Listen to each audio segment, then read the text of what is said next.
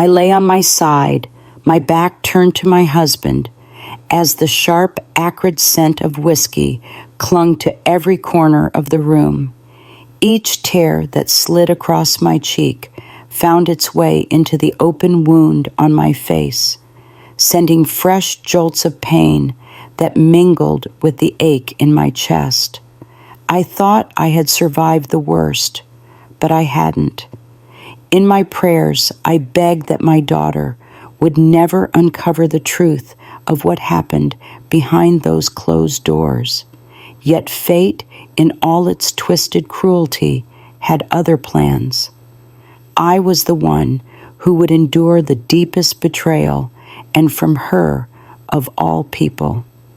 Hello, my name is Evelyn, and today I turned 75. I'm here to share a story I never thought I'd have the nerve to reveal.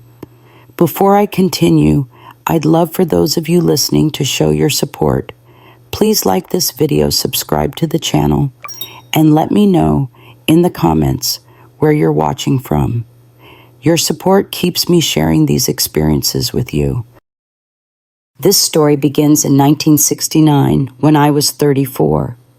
It might sound strange now, but back then, a woman that age was considered nearly past her prime, especially if she was already the mother of a teenager like I was. My daughter Sophie at 14 was a bright, beautiful girl with a promising future. Her brown eyes mirrored my own, but she'd inherited her father's smile, a smile that as the years went by became something I grew to dread. We lived in a small town in rural Kentucky, the kind of place where everyone knows everyone and secrets hide behind polite Sunday smiles at church. On the surface, we looked like the perfect family. Jack, my husband, was a respected man who worked at the local bank, always dressed in a suit and tie. I stayed home keeping the house and doing sewing work for the ladies of the community. Sophie was one of the top students at school, charming everyone with her piano performances at church, and dating the pharmacist's son, a decent young man approved by my parents. But behind closed doors, the reality was far darker. Jack started drinking during our first year of marriage. At first, it was just on the weekends, but soon it became an almost daily habit. He'd come home reeking of whiskey, his tie crooked and his eyes bloodshot. In those early days, it was only yelling broken dishes and cruel words. "You're good for nothing, Evelyn," he'd shout. "Look at this place. This dinner, can't you even manage?" That I'd bear it in silence. Back then, in 1969, being a divorced woman was seen as a shameful failure. My own mother would say, "That's marriage, honey, men have tempers. You have to put up with it." So I swallowed my tears and covered the bruises on my arms with long sleeves. When he started crossing the line from words to violence, Sophie was growing up in that bitter, hateful atmosphere. I did everything I could to protect her, sending her to sleep at friends' houses whenever I saw the darkness in Jack's eyes, making up clumsy excuses for the bruises. I bumped into the table corner, sweetie. I slipped in the bathroom. It's nothing, just a rash. But kids aren't fools, are they? Even if she didn't fully grasp the situation, she knew something was wrong. Things escalated slowly but surely, like a pot of water coming to a boil. You know how it goes. You drop a frog in cold water and turn up the heat, little by little, and the poor thing doesn't even realize it's dying until it's too late. That's how it was with me. 15 years of slow-burning hell. Each day was worse than the one before, but never quite different enough to make me brave enough to pack up my daughter and leave. Until that night, a night I'll never forget. It was a Tuesday, June 17th, 1969. A classic Kentucky thunderstorm rolled in, turning the sky to darkness even in the middle of the afternoon. Jack came home soaked and furious, having lost out on a promotion at the bank. Before he even shut the door, he started yelling. He flung his briefcase across the kitchen, shattering the vase my mother had given me. I felt my life shatter too, in that instant. Sophie, who'd been working on her math homework in the living room, looked up startled by his shouting. "Go to your room," I whispered to her. But Jack caught me, and his rage grew. "Stay right there, girl," he bellowed. "It's time you learned what real life is like instead of living in your mother's fantasy." It was the first time he'd shown that side of himself in front of our daughter. The slaps, the shoves, the filthy insults. No 14-year-old girl should ever hear those things thrown at her own mother. When I tried to fight back, he shoved me against the wall so hard I couldn't breathe. Sophie started crying, begging him to stop. That's when Jack turned to her, eyes red and bloodshot, and said something that froze my blood cold. "Stop crying, you spoiled brat. One day I'll show you how a real woman is made, since your mother clearly can't do it." At that moment, something inside me snapped, and at the same time it steeled me. It wasn't about me anymore, about what I could endure. It was about my daughter, about what I would never let happen to her. I waited for Jack to pass out drunk, as always. I grabbed Sophie, who was still trembling from the nightmare she'd witnessed, and whispered, "Pack a small bag, just what you need. We're leaving tonight." Her eyes widened in shock. "Where will we go, Mom?" she stammered. "To Chicago. Aunt Rachel will take us in until we can find a place to stay." You should have seen the look on her face. It was like she'd been slapped herself. "I can't leave." "What about school and my friends and Ethan?" Ethan was her boyfriend, the pharmacist's son, her first love. You know how these things go. I took Sophie's hands in mine, trembling as much as she was. "We have to go now," I whispered, "or I don't know what might happen next time." Tears slid down her cheeks as she quietly packed her things. She tucked a photo of her friends, her diary, and a few clothes into her small suitcase. She left behind her childhood teddy bear. "I'm too old for that now," she muttered, but I saw how her eyes lingered on it just for a moment. That night marked the end of her innocence in more ways than one. We slipped out of the house at 3 a.m, carrying the little money I had managed to save over the years, my emergency lifeline I had prayed I'd never have to use. We caught the first Greyhound bus to Chicago at 5 a.m. I remember Sophie sitting beside me, staring out the window as our hometown disappeared behind us, shrouded in the morning mist. She didn't say a word during the 8-hour trip, but the tears rolled down her cheeks without stopping. When the bus finally pulled into the Chicago station, she turned to me with an expression that still haunts my dreams, a mix of pain, fury, and a bitter accusation that pierced my heart like a blade. "You've ruined my life," she said, every word slow and heavy with blame. "Everything I knew, my friends, my boyfriend, my school. It's all gone because of you." Those words branded my soul like a red-hot iron. I tried to explain that I did it for her, for us, that it was the only way to keep us safe. But how do you make sense of something so huge to a 14-year-old whose entire world has just fallen apart? To her, I wasn't the hero rescuing her from harm. I was the villain who had destroyed everything she held dear.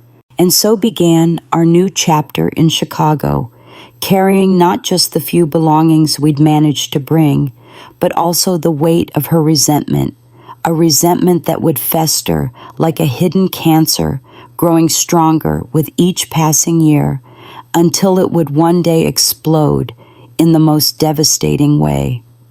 The first few months in Chicago felt like living on an alien planet. We'd left behind a small town where the loudest noise was the church bells at dusk, only to find ourselves in a city that never slept, filled with the ceaseless wail of sirens and the roar of buses. Everything felt oversized, too fast, impossibly intimidating. My sister Rachel welcomed us with open arms, but her apartment was tiny, a single room that served as both kitchen and living room, tucked away in an aging building on the city's south side. We made a makeshift bed on the floor of the living room for Sophie and me. It's only temporary, I told myself each night before falling asleep, trying harder to convince myself than her. She would just roll over, pretending not to hear me. We'd wake at 5 a.m., still dark outside. I'd brew a quick cup of coffee while Sophie got ready for her new public high school, a far cry from the private Catholic school she'd attended back home. The girls here are different moms, she confided after the first week. They talk about things I didn't even know existed. The spark in her eyes, once so familiar to me, had dulled. While she trudged off to school, I'd catch 2 buses to reach the garment factory, where Rachel had found me a job. I'll never forget the deafening noise of the industrial sewing machines, the smell of fresh fabric mingled with sweat, the cotton dust that choked my throat. I'd sit there at 7 a.m. in a stiff metal chair among 20 other women, each hunched over her own machine. We worked until 6 in the evening, with only a 30-minute lunch break. My hands, once so careful, stitching dresses for the church ladies, now pieced together hundreds of identical seams every day. My fingers bled more than once when the needle slipped. There was no time to dwell on the pain. The supervisor kept his eyes glued to the clock, tallying how many pieces each of us completed every hour. "Faster, Evelyn," he barked as he passed behind me. "There's a line of women eager to take your place." The pay was pitiful, but with Rachel's help, it was enough to survive. Little by little, I saved enough to rent a small room at the back of a family home in Little Village. It was tiny, with a cramped bathroom, but it was ours, the first place we could truly call home, since we fled in the dead of night. Even from a distance, Sophie would do what I asked, going to school, helping around the house. She kept up with her studies when I pushed her, but an invisible wall remained between us. Sometimes around her birthday or Christmas, I'd find her crying silently, clutching the single photo she'd brought of her friends. "Those are just memories," I'd tell her, trying to comfort her. "We have to keep moving forward." What future, she once asked, her eyes bitter, showing a maturity no child should bear. The thought of her spending her life at a sewing machine until her fingers bled, like me, hurt more than any blow from Jack, because deep down I couldn't deny the truth. What kind of future was I offering my daughter? A life of endless hardship, thankless work, far from everything she'd ever known or loved. Months turned into years, spanning from 1970 to 1972. Time moved forward with relentless force, and Sophie slowly grew into a young woman, leaving behind the girl she was at 14. By the time she turned 17, she had finished high school and worked part-time at a stationery shop near our place. She'd made a few friends and was settling into life in the big city, but that initial bitterness never truly vanished. It simply evolved into something quieter, more calculating. It was around the middle of 1972 that things began to shift in a new direction.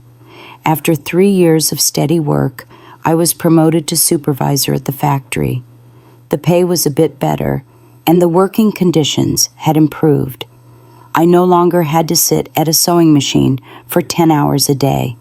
Instead, I oversaw the other seamstresses, checked the quality of the pieces, and kept production running smoothly. That's when I met Thomas, the newly hired administrative manager at the factory. He was in his early 40s, a widower, with no children, always dressed neatly polite, with a calm way of speaking that reminded me of the early days with Jack before the drinking turned him into a monster. Thomas started spending more time on the production floor, always finding some reason to talk to me. "Miss Evelyn, I need your help with these numbers. Miss Evelyn, can you look over this quality report with me? The other women in the factory noticed right away and began teasing. "Look at that. Evelyn," they'd say, "the boss can't keep his eyes off you." I'd blush and change the subject. At 37, after a failed marriage and 3 years of scraping by romance, was the last thing on my mind. Besides, I had Sophie to think about. She wasn't a child anymore, but she still needed me. She still depended on me financially while she finished her studies. Still, when Thomas invited me for coffee after work, I couldn't bring myself to refuse. It was just an innocent cup of coffee at the diner across the street from the factory. We talked about work, about life in Chicago. He told me he'd grown up in a small town in Indiana and moved to the city after his wife died of pneumonia. "I know what it's like to start over," he said, holding the cup with hands that looked like they'd never known hard labor. "You think you won't make it, that the pain will swallow you whole, but then one day you wake up and realize you've survived another day, and then another and another." Something in those words reached a part of me that hadn't felt alive in so long. It was as if, for the first time in years, someone really saw me, not as the seamstress, the single mom, the woman who ran from her husband, but as Evelyn. Before I knew it, our casual coffees turned into weekly routines, then into lunches on Sundays and leisurely strolls in the park. Thomas was a gentleman patient and considerate, always making me feel valued and important. His gifts were simple but thoughtful: a good book, a box of fancy chocolates, a delicate flower. Those small gestures taken together, slowly pieced back together, the confidence Jack had shattered so cruelly. After nearly 2 months of seeing Thomas, I decided to share it with Sophie. She looked at me for a long moment, her expression unreadable.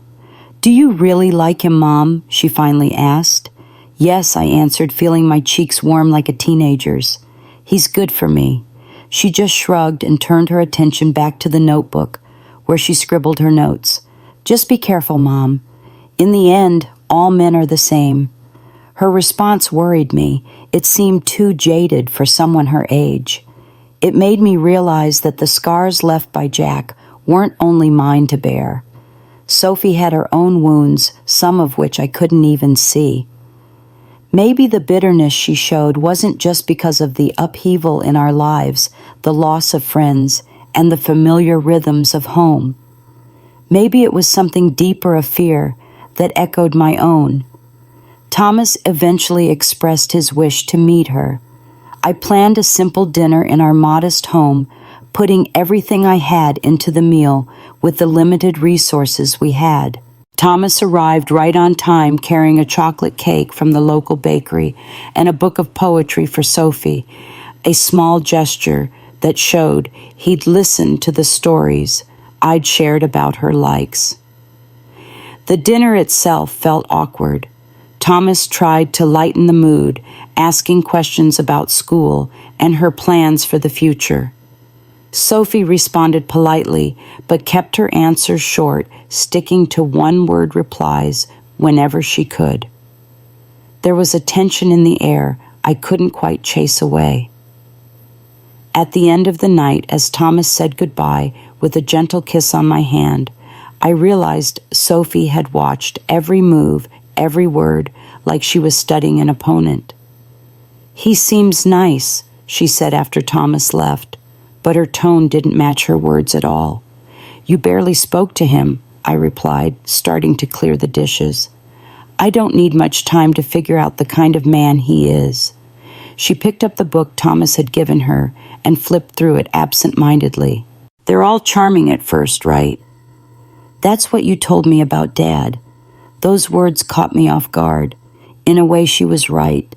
Jack had once been kind, considerate, and charming with his carefully crafted gestures until he wasn't.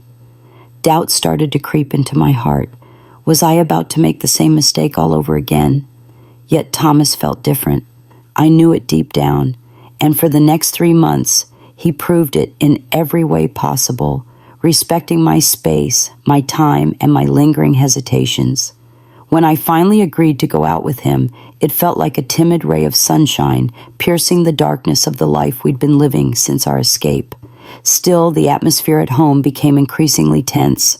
Sophie, now 17, seemed to bristle at every moment I spent with Thomas, coming up with excuses to cancel our plans, faking emergencies, and developing suspicious headaches on the days we'd arranged to meet. "Don't you see what's happening?" She confronted me one evening after I'd canceled yet another dinner because of her sudden migraine. "You're letting him come between us after everything we've been through. It's not like that, honey," I tried to explain. "Having Thomas in my life doesn't mean I love you any less." "Would you leave me?" she asked, her eyes glinting with something that at first glance looked like anger, but that I would later understand was something infinitely more threatening. "You've already given up everything for me once," she continued, her tone defiant. "Let's see if you'd do it again." In that moment, I didn't grasp the full meaning of her words. I thought they were just the usual fears of a daughter afraid of losing her mother's attention, of being left behind for a new love. If only I'd recognized the deeper undertones of that conversation, maybe I could have avoided the storm that was coming. When Thomas asked me to marry him barely 3 months into our relationship, I didn't hesitate for a second. It was sudden, sure, especially by the standards of the time. But at 37, after a disastrous marriage and years of struggle, I felt I deserved a chance at happiness. He had his own apartment in Oak Park, in a neighborhood so much better than where we were living. Sophie would have her own bedroom, a spacious living room, and a kitchen where I could cook without feeling suffocated. "We'll be a family," I told Sophie, showing her the simple ring Thomas had given me. A real family this time. She studied the ring for a moment, then looked up at me. A strange smile curved her lips, but it never reached her eyes. "Sure, Mom," she said at last. "A real family." It was the tone in her voice that should have warned me. There was something there, a veiled promise, a quiet threat, a cold determination that in that euphoric moment I completely missed.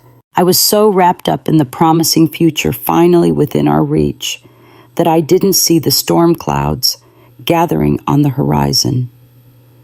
The wedding was set for 2 months later, a small civil ceremony followed by a simple lunch. Sophie seemed to have accepted the idea, even offering to help with the arrangements. Suddenly, she showed an interest in getting to know Thomas better and spending time with him. At the time, I took it as a good sign. At last, she was embracing the idea that he'd be part of our lives. How wrong I was. What a terrible, painful day that turned out to be. In 1972, the wedding was to be a simple affair at the county courthouse, with only Thomas, Sophie, me, and a few friends we'd made during those difficult years in Chicago. The weeks leading up to the wedding were odd. Sophie, who'd always kept her distance from Thomas, suddenly started showing up at the factory early, asking about his day, offering to make him coffee when he came to visit. "She's finally coming around," I confided to Thomas one night as we strolled through the park after dinner. "I think she's realized you're not like her father."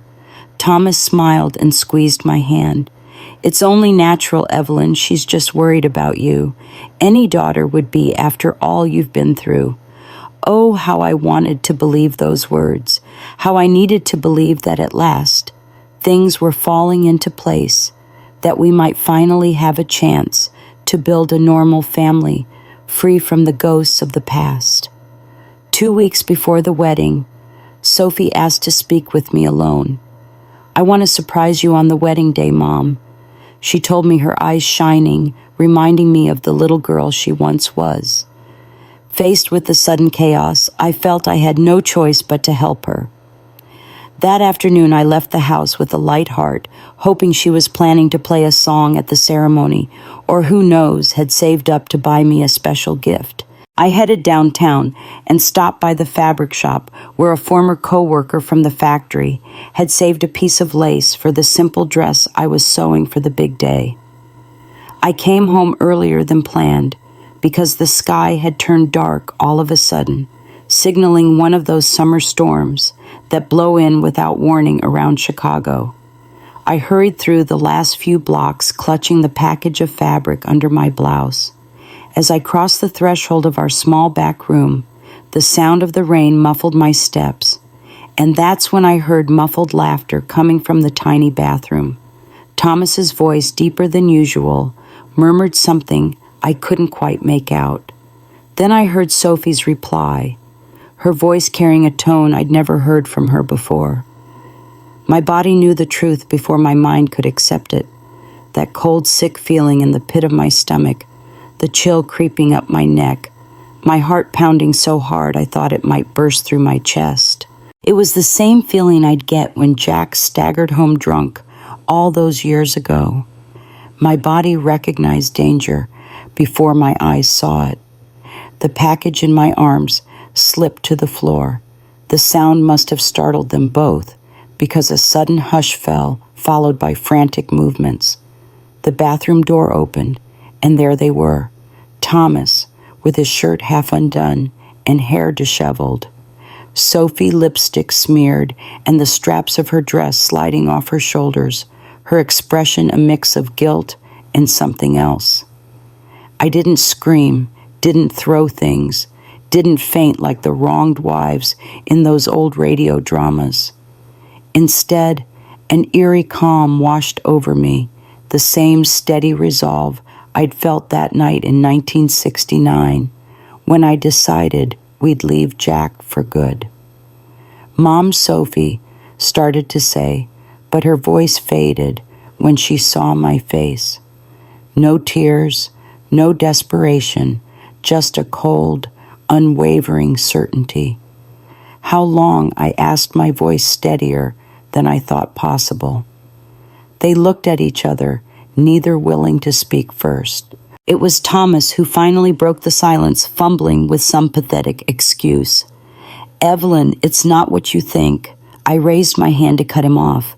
I asked you how long. Sophie stepped forward, her eyes locked on mine. There was no shame in her gaze, only a flash of triumph that sent an icy chill through me. 2 weeks, she said, in a low but clear voice. Since that day, I asked him to talk to me alone. It wasn't hard, you know. He's not so different from Dad after all. Her words cut like knives, each one hitting the most vulnerable place in my heart. Thomas tried to reach for me, stammering some explanation, but my stare held him at bay. Then Sophie spoke words I will never forget. Now you know what it feels like to lose everything you love all at once, just like I did when you tore me away from my life. In that moment, I understood. It wasn't passion, it wasn't love, it was revenge. Cold, calculated revenge plotted over years. Every forced smile, every silent acceptance these last few days, all part of a plan to wound me in the deepest way possible. Please pack your things, I told Sophie with a calm I didn't know I possessed. You have 15 minutes to get out of this house. You've got 15 minutes to pack and leave Mom. She shot back, her triumphant mask slipping for a moment to reveal the frightened girl hidden underneath. Maybe she had expected me to scream, to sob, to collapse, but not this icy composure. You wanted to be treated like an adult Sophie. You wanted to make grown-up decisions. Now you'll have to face the consequences like an adult. I turned to Thomas, who looked like he'd aged 10 years in the last few minutes. As for you, I want those divorce papers on my desk tomorrow, and I never want to see your face again. He tried to defend himself, claiming Sophie had come on to him, that it was just a moment of weakness, that his love for me was real. His words went in one ear and out the other. The only thing hammering through my mind was how foolish I'd been, how blind not to see I was repeating the same old pattern, leaving one predator to fall into the arms of another. A man who could smile while he deceived me, who could make promises of love even as he betrayed me. Sophie quietly packed a small suitcase. As she reached the door, she paused and glanced back at me. For an instant, I saw in her eyes a flicker of regret, maybe even fear, but pride returned quickly, hardening her face. "Where am I supposed to go, Mom?" she asked. "That's your problem now," I replied, feeling every word tear at my throat. "If you're old enough to seduce your own mother's fiancé, you're old enough to figure out where you're going to live." She ran off into the pouring rain, not even glancing back.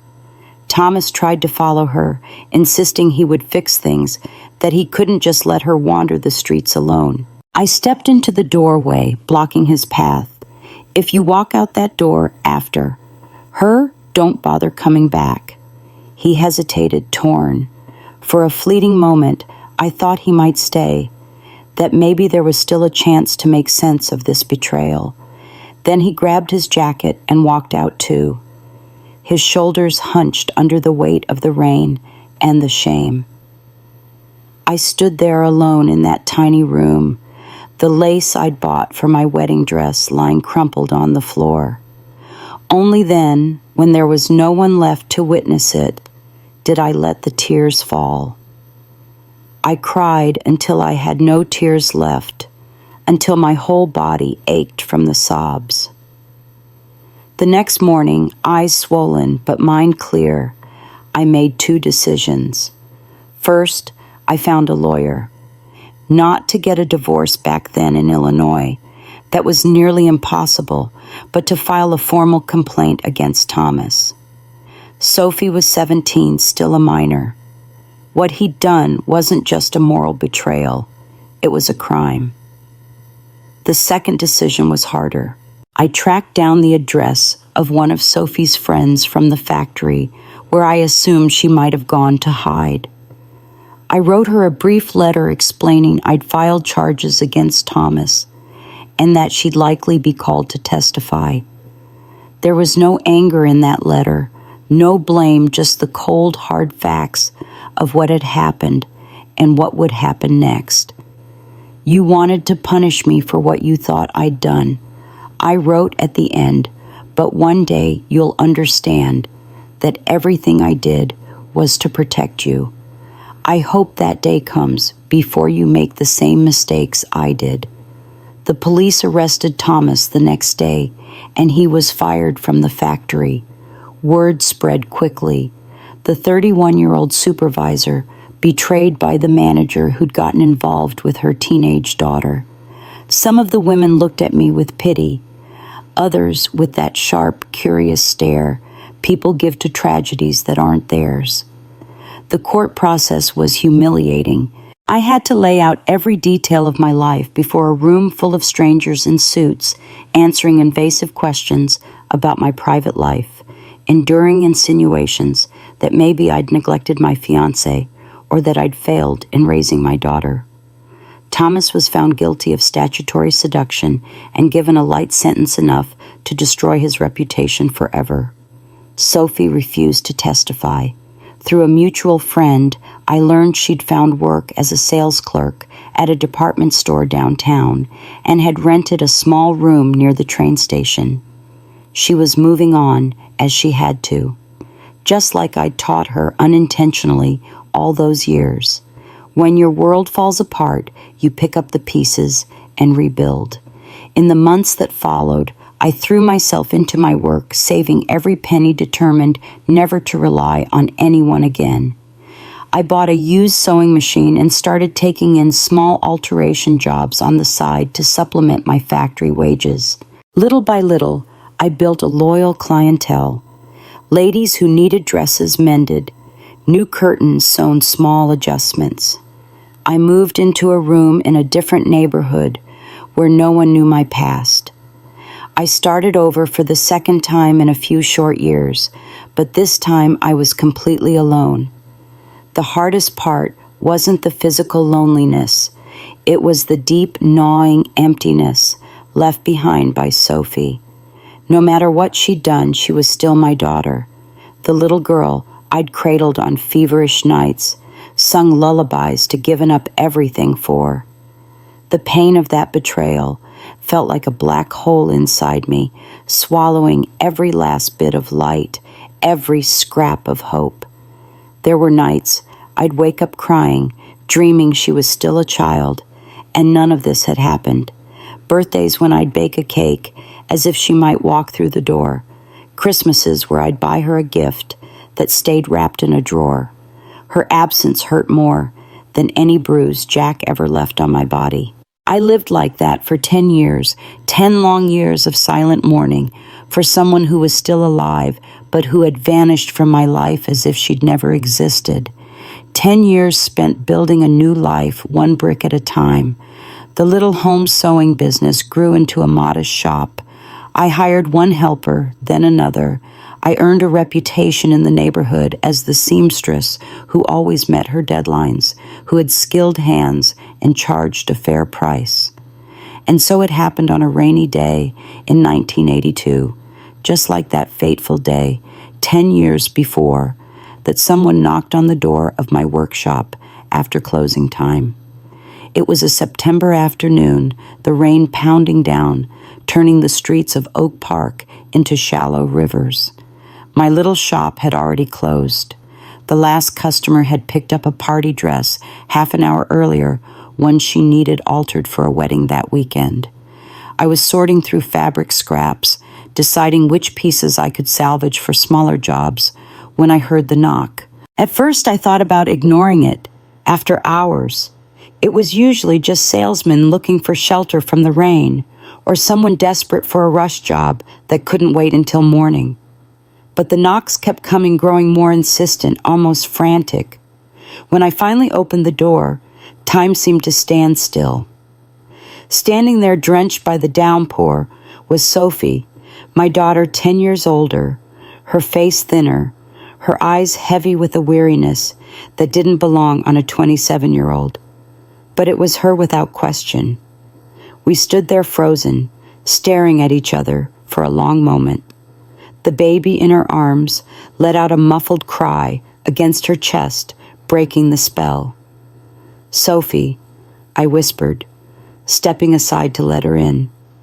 Hesitant, she stepped into the shop as if each tile might give way beneath her feet. Her eyes swept the room, taking in the rows of sewing machines, the mannequins dressed in half-finished projects, the shelves stacked with neatly folded fabric, all the life I'd built without her. "You did it," she murmured, gesturing at the shop. I still couldn't quite process that she was really here in front of me after all those years. The baby whimpered again, this time more urgently. "She's hungry." Sophie explained, her eyes suddenly wide with a familiar panic, that look of helplessness every mother knows when her child cries. She hasn't nursed since yesterday. That's when I noticed the details.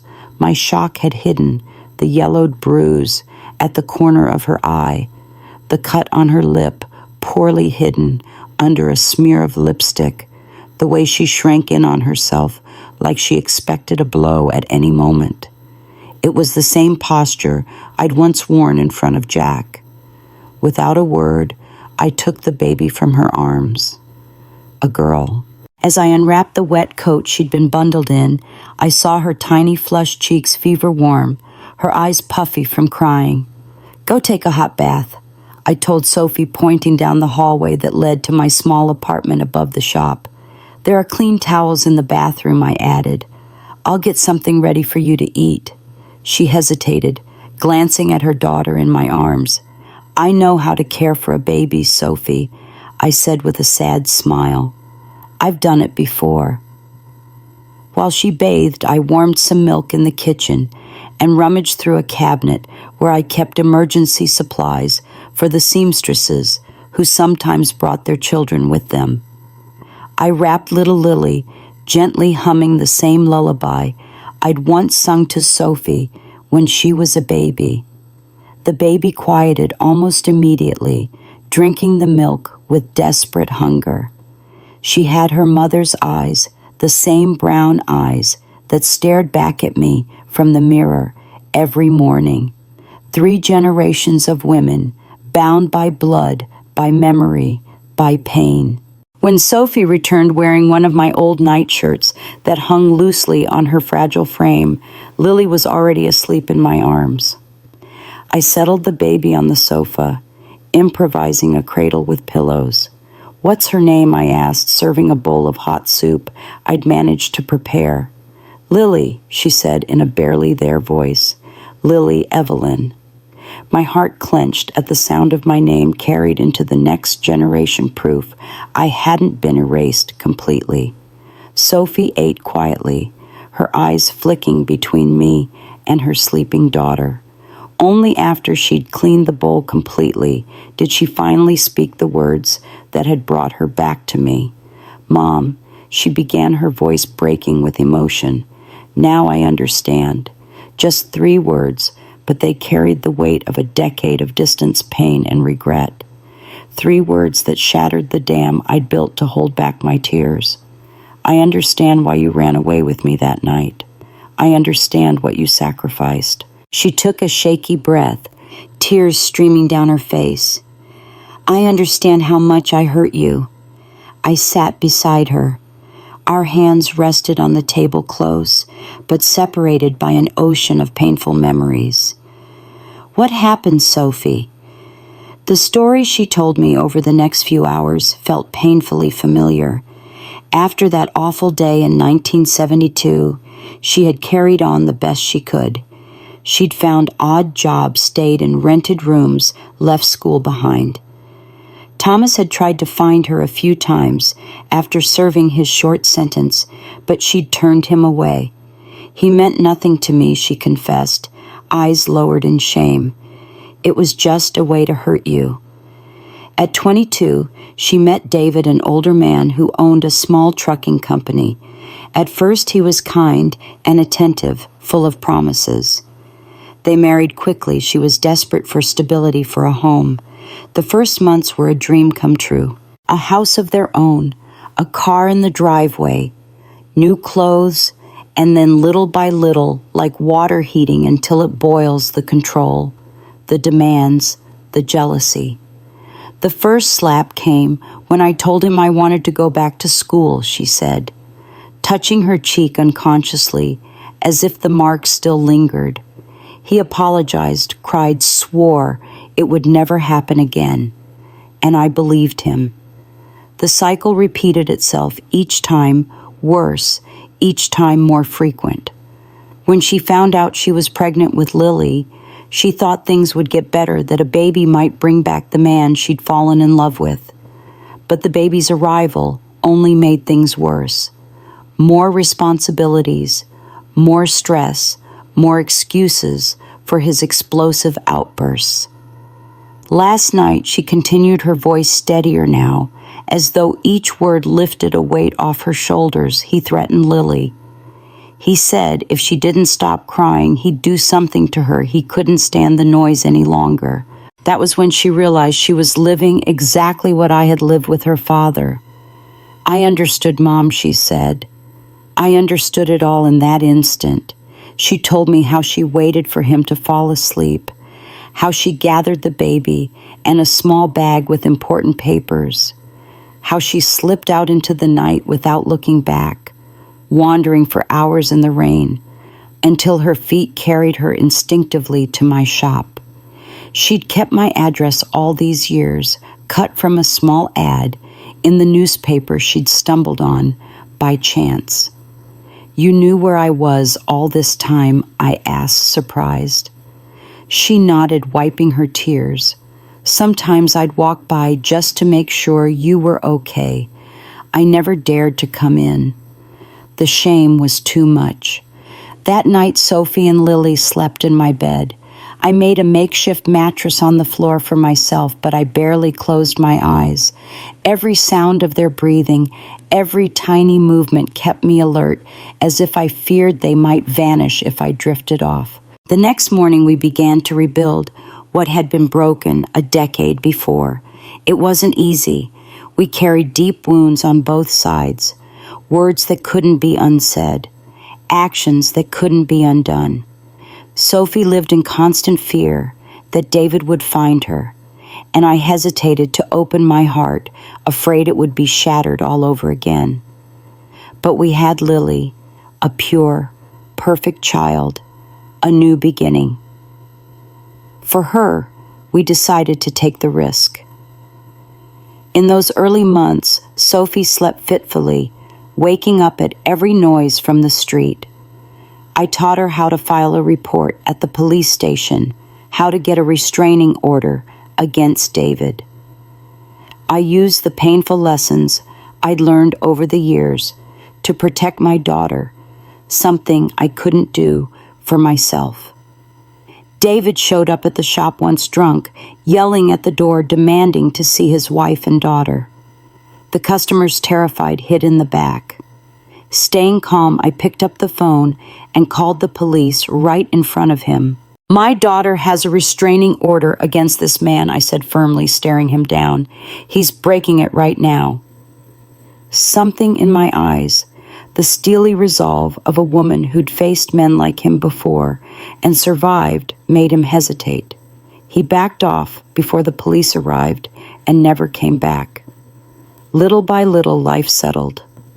Sophie started helping out in the shop, revealing a natural talent for sewing she'd inherited from me. Her presence attracted younger customers with fresh ideas. At night, we took turns watching over Lily, who grew strong and healthy, filling the house with laughter that had been missing for so long. By 1983, with business thriving, we managed to rent a bigger space on the same street. It wasn't just an alteration shop anymore. We made custom dresses, suits, even wedding gowns. We hired 2 more seamstresses and invested in new machines. It was Sophie who came up with the name for the sign out front, Evelyn and Sophie Fashion and Alterations.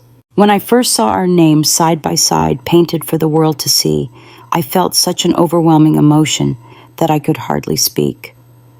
"We built this together, Mom," she said, wrapping an arm around my shoulders as we admired the freshly painted sign.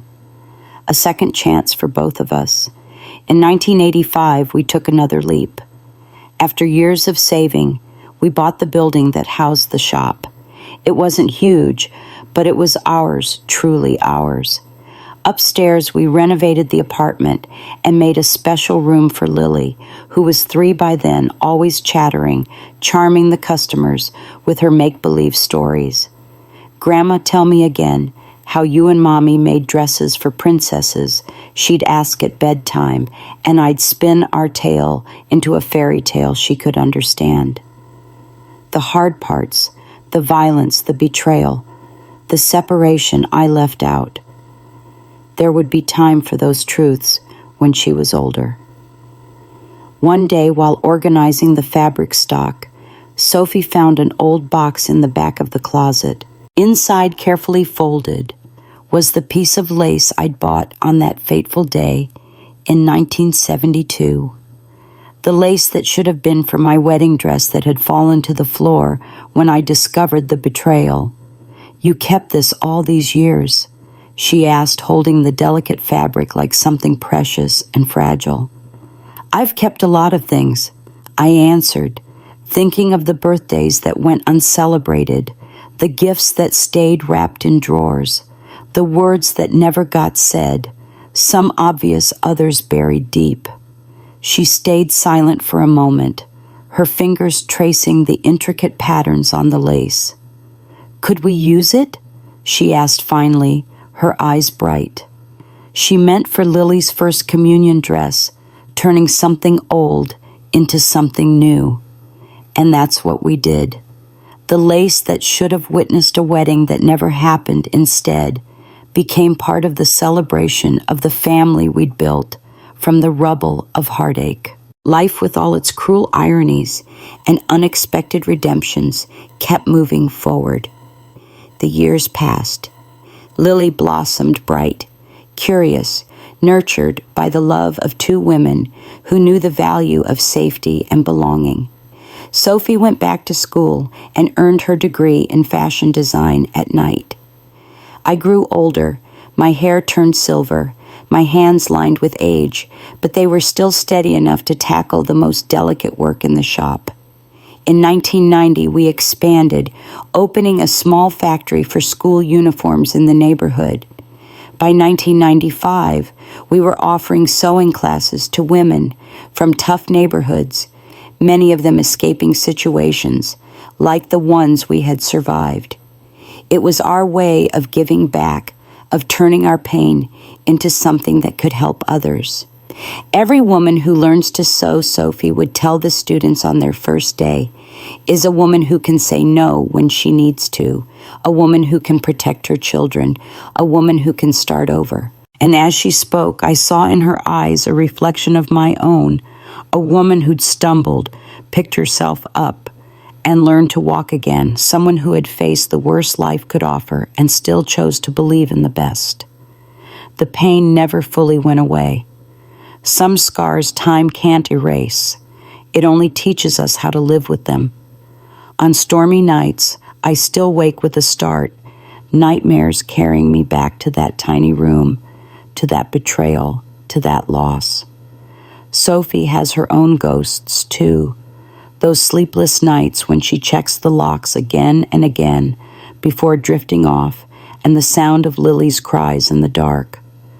But we've learned that scars can be maps too, trails showing where we've been, what we've survived, and how we made it this far. They remind us that pain is temporary, that wounds can heal, that even the darkest nights give way to morning. And now in 2025, as I think back on that young mother of 24 who fled with her child on a rainy night, on that 37-year-old woman who faced the cruelest betrayal, on that grandmother at 47 who opened the door to a new beginning, I realized that every tear, every sacrifice, every fresh start was worth it. Because today, at 75, I have what many never find a second chance, a daughter who came to understand, to forgive, and to be forgiven, a granddaughter who grew up surrounded by love and is now a lawyer defending other women in courtrooms, a legacy of strength that will last far beyond my own lifetime.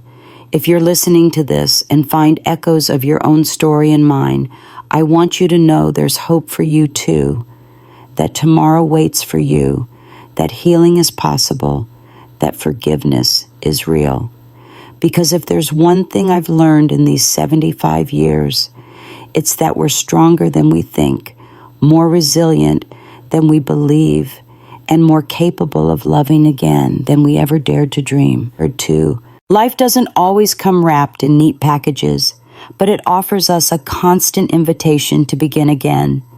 When I look at my hands now, I see the map of my own story, the tiny pinpricks where needles slipped, the delicate lines of age, the blue veins standing out beneath thin skin, hands that once cradled a daughter, then a granddaughter, hands that stitched not only fabric but also the broken pieces of a life that fell apart, hands that learned to let go, to hold on again, and finally to bless.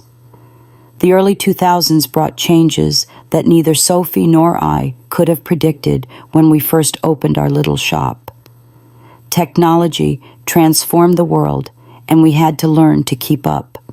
Lily, already a licensed attorney, insisted we needed a website, something that sounded completely foreign to a woman who grew up listening to radio shows. "Grandma, you have to share your work with a bigger audience," she said, with the patience young people show the older generations as they try to navigate the modern world. Imagine how many women could be inspired by your story. Of course, at first we resisted. Sophie and I were women of needles and thread, not screens and the internet. But Lily was determined, another trait she inherited from both of us, for better or worse. In 2002, she launched our first website. It had photos of the shop, examples of our work, and a short biography, a story behind the stitches. At first, it seemed like just another way to indulge her enthusiasm, but soon, emails began to arrive. Women from all over the country wrote to share how our story had moved them. Young fashion students eager to learn from us. And most surprisingly, women living in abusive homes, searching for the strength to follow the same path I had taken in 1969 when I fled with Sophie into the night. Mom Sophie said one evening as we read another of those heartfelt messages together, "I think we have to do more than just sew." And so at 67, when most people were thinking about retirement, I started a new chapter in my life. We turned part of our workshop into a safe space for women escaping violence. It wasn't an official shelter. We didn't have the funding or the permits, but it was a place where they could learn a skill, gain financial independence, and find the support they needed to start over. We called the project New Beginnings. We offered free classes in basic sewing, embroidery, simple repair skills that could bring in immediate income for women who often fled their homes with nothing but the clothes on their backs and their children in their arms. Lily offered legal guidance, helping with restraining orders and connecting them with public defenders when needed. Sophie turned out to be a natural teacher-patient, encouraging, able to spot the hidden spark in the most insecure students. She understood better than anyone the fear that kept those women paralyzed, the shame that made them doubt their own worth. After all, she'd once sat on the other side of the table, learning with me how to piece herself back together after David. When you can turn a piece of fabric into something beautiful and useful, she told the women on their first day, you realize you can transform your own life too. I always preferred to stay behind the scenes, handling the administrative tasks, making sure we had the supplies we needed, and helping out during the busiest times. Still, sometimes when I saw that lost, defeated look in one of the women's eyes, Sophie would ask me, "Mom, could you share your story with Denise, Johanna, or Sandra?" And I would. I never sugarcoated it, though. I told the raw truth, the fear, the heartache, the betrayal, and most importantly, the long, grueling journey to rebuild. It's going to hurt, I'd always tell them, looking them straight in the eye. It'll hurt more than you can imagine. There will be days when giving up seems like the only option, days when you'll want to turn back and pretend none of this ever happened.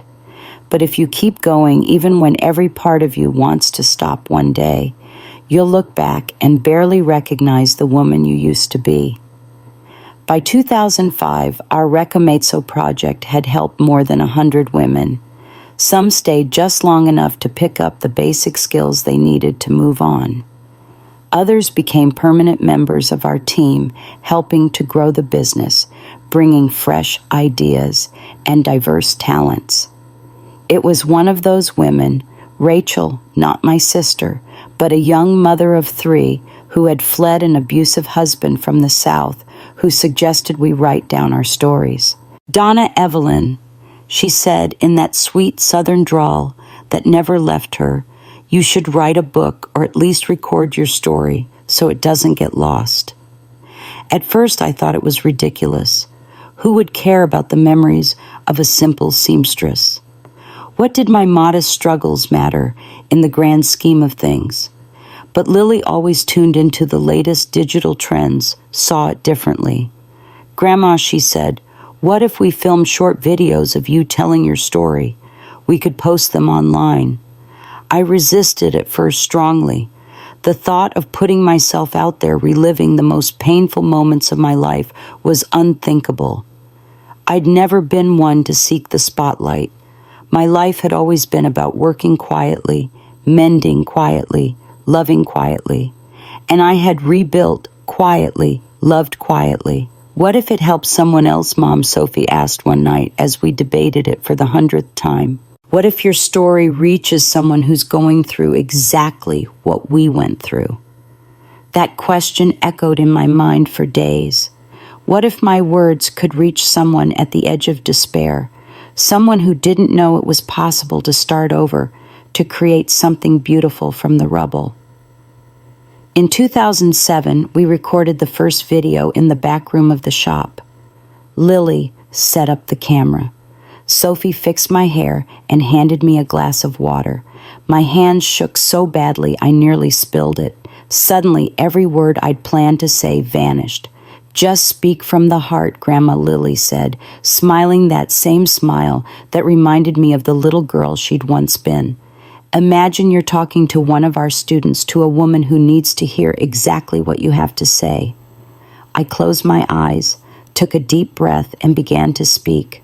I told the story of the night I fled with Sophie into the pouring rain, the years of struggle in Chicago, the betrayal, the separation, the decade of loneliness, and finally, the reunion. When I finished, I looked up and saw Sophie crying silently in a corner of the room. Lily's eyes were glassy behind the camera, and I felt a strange lightness, as though I'd finally released a burden I'd carried for far too long. That first video, which Lily posted on a platform called YouTube, only got a few dozen views, mostly from friends, customers from the shop, and women from the Recomesso project. But one comment struck me to my core. "I saw this at the shelter where I'm hiding with my kids. Thank you for showing me there's an after." Just 2 words, "an after," but they summed up everything I wanted to say.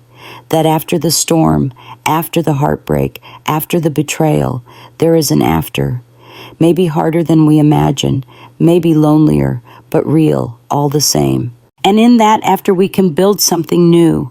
We kept making videos now and then over the years. They never went viral. Lily explained. That's what happens to some things on the internet. But they were simple stories from an old woman sharing her journey, her struggles, her lessons learned. Slowly, a small community formed around those videos. Women of all ages and backgrounds drawn together by shared pain and shared hope. In 2010, I got a surprise invitation. An organization dedicated to helping survivors of domestic violence asked if I would speak at their annual event. I'd never spoken in public except to small groups in the shop, an audience of experts, social workers, lawyers. "I can't do that," I blurted out. "I'm not an expert on anything. I'm just a seamstress who lived what I lived." But Sophie insisted. "That's exactly why they want you, Mom. They have plenty of experts. What they need is someone who's been through the fire and lived to tell the story." At 75, my hands trembling, I climbed the stage of that packed auditorium. My notes were so crumpled from clutching them that I could barely make out the words. I glanced out at the audience and spotted Sophie and Lily in the front row, their smiles encouraging me on. Beside them were women who had once been part of the Recomesso project, some now proud owners of their own businesses, each with her own story of resilience. "I'm no expert," I began, my voice unsteady into the microphone. "I don't have diplomas hanging on the wall or books with my name on the cover. All I have is my story, and if sharing it helps even one person in this room find their way, then every step I took to stand here today will have been worth it." I spoke for nearly an hour, unaware of the time passing. I spoke of the fear that paralyzes, the shame that silences, the guilt that eats away at you, but also of the strength we find when we have no other choice, the dignity of building something from nothing, the beauty of forgiveness, both given and received. When I finished, the silence in the auditorium was so heavy, I thought for a moment I'd made a terrible mistake. Then one by one, people began to stand until the entire audience was on its feet, applauding not just the words I had spoken, but the life I had lived, the path I had walked. That talk opened doors I'd never expected, invitations to community events, support group meetings, even a women's rights conference. Where once I'd shied away from the spotlight content, to work quietly in the background now, I used my voice to light the way for others. In 2015, for my 80th birthday, Sophie and Lily threw me a surprise party at the shop. I'd come in expecting another ordinary workday, only to find the place decorated with flowers and photos, pictures of my younger self holding a little Sophie, snapshots from our first workshop, portraits of the countless women who'd passed through Recomesso over the years. At the center sat a large cake, and beside it a book with a blue fabric cover, my favorite color. When I flipped through it, I realized it was a collection of letters from women all over the country who had watched my videos, heard me speak, or simply learned of my journey through others. "Dear Mrs. Evelyn," one began, "though we've never met, your story saved my life. I was about to go back to my abusive husband when a friend showed me your video. Now I have my own beauty salon and my daughters are safe. Thank you for showing me it was possible." Another read, "Dear Mrs. Evelyn, I'm a social worker and I use your videos in every support group I run. The women connect with your story in a way no textbook or lecture ever could. You speak their language, the language of survival and hope." There were so many messages like these, each one telling how my simple story, the story of an ordinary woman who faced the struggles so many others do, had touched lives, changed paths, and saved entire families. My eyes found Sophie, now 60, her dark hair streaked with gray. I looked at Lily, a woman of 43, a respected lawyer and mother of 2 children who were the light of my world. I looked at the women of Recomeso, some of whom had shared our journey for more than a decade. And finally, I looked at the photos on the walls, a visual record of the life we'd built from the ashes of so much pain. "How did we get here?" I asked Sophie, holding her hand as tears ran down my time-worn face. "One step at a time, Mom," she replied, that smile lighting up her face, the same smile that always reminded me of the little girl she'd once been. "One stitch at a time." And she was right, of course. There was no sudden miracle, no grand transformation, only the stubborn insistence on moving forward when everything seemed lost, the faith that after the darkest night the sun always rises again. Today at 90, I don't sew like I used to. My hands can't manage the fine stitches anymore. But I still go to the shop almost every day, settling into a corner to watch the younger women at work, offering advice here, a word of encouragement there. The Recomeso project has grown beyond anything we ever imagined, helping hundreds of women each year. Sophie, now 70, talks about retiring and passing the business on to Lily and some of the women who've grown up with us. We laugh when we talk about it because deep down we both know it's just talk.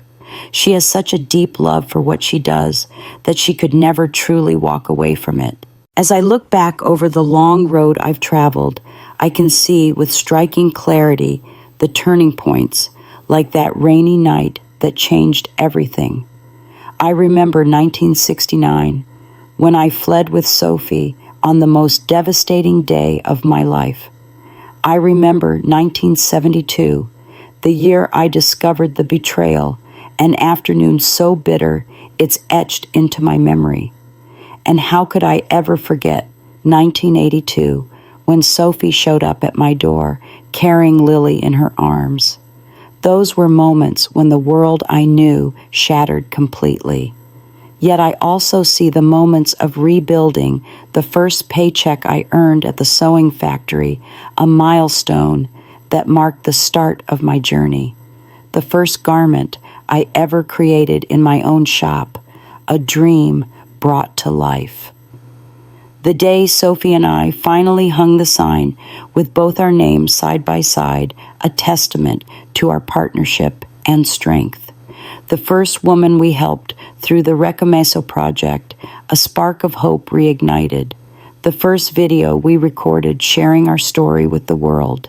The first letter we received from someone whose life was deeply moved by our story, a bond of invisible solidarity. Over the years, I've come to understand that life doesn't move in a neat straight line from one point to the next. Instead, it's like a rich tapestry woven with rips and patches stitches that sometimes show and sometimes hide. It's a tapestry we shape with our choices, our pains, our loves, and above all, our relentless determination. If you're listening to me now, you might be in one of those moments of breaking, one of those times when the world feels like it's collapsing around you. Maybe you're carrying the scars of an abusive relationship, the sharp pain of betrayal, or the paralyzing grief of a devastating loss. Maybe you're wondering how to move forward, how to build something meaningful from the wreckage left behind. I want you to know, from the bottom of my heart, that it is possible. The path won't be easy or quick, and yes, there will be pain. But believe me, it's absolutely possible. I am living proof of that. Sophie is living proof of that. Every woman who has found a new beginning through the Recomezzo project is living proof of that. One step at a time, one day at a time, one stitch at a time. And one day, when you look back, you'll see not only what you've lost along the way, but more importantly, all that you've built with your own hands. You'll see not just the scars life has left on you, but the unique beauty that's emerged from them. You'll feel not just the lingering pain of the past, but the unshakable strength of the present and the bright hope that lights your way forward. This is the most precious lesson I've learned in my 90 years. We may be broken, but we are never truly destroyed. We may be torn, but we will always have the power to stitch ourselves back together. And those stitches, far from making us weaker or smaller, add character, history, and a singular beauty to the fabric of our lives.